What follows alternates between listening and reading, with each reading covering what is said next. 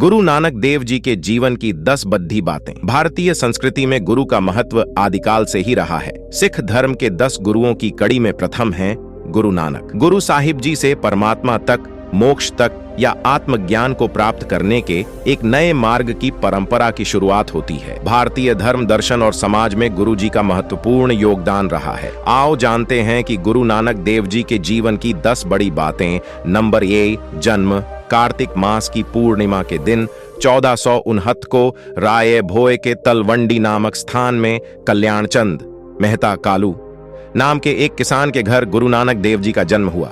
उनकी माता का नाम तृप्ता था।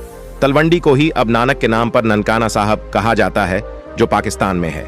नंबर 2, उपनयन संस्कार। 13 साल की उम्र में उनका उपनयन संस्कार हुआ। नंबर 3, विवाह। माना जाता है कि 16 वर्ष की आयु में उनका विवाह सुलखनी से हुआ। 1494 में श्रीचंद और लक्ष्मीचंद नाम के 2 पुत्र भी इन्हें हुए। श्रीचंद साहिब जी ने ही उदासीन अखाड़े की स्थापना की थी। नंबर 4, शिष्य।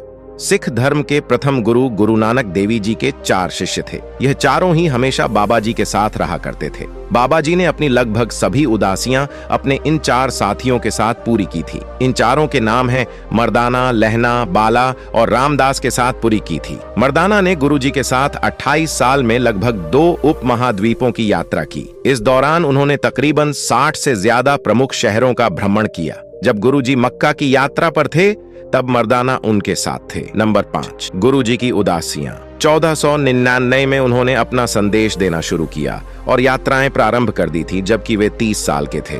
1507 में वे अपने परिवार को छोड़कर यात्रा के लिए निकल पड़े। 1521 तक इन्होंने भारत, अफगानिस्तान, फारस और अरब के प्रमुख स्थानों का भ्रमण किया। कहते हैं कि उन्होंने चारों दिशाओं में भ्रमण किया था।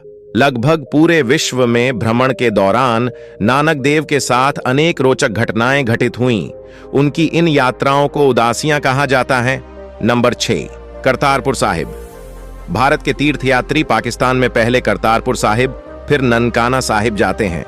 सिखों के पहले गुरु गुरु नानक देव जी अपनी 4 प्रसिद्ध यात्राओं को पूरा करने के बाद 1522 में करतारपुर साहिब में रहने लगे थे।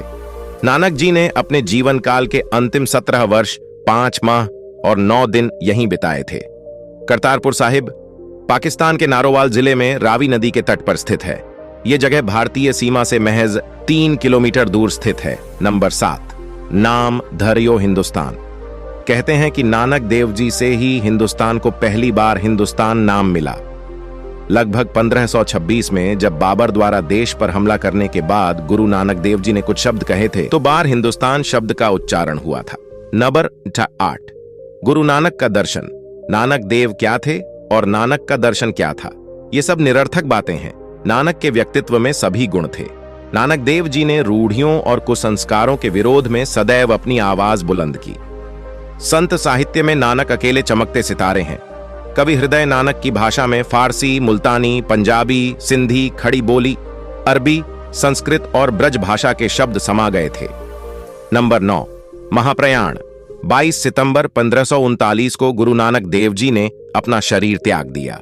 इससे उन्होंने अपने शिष्य भाई लहना को अपना उत्तराधिकारी घोषित किया, जो बाद में गुरु अंगद देव के नाम से जाने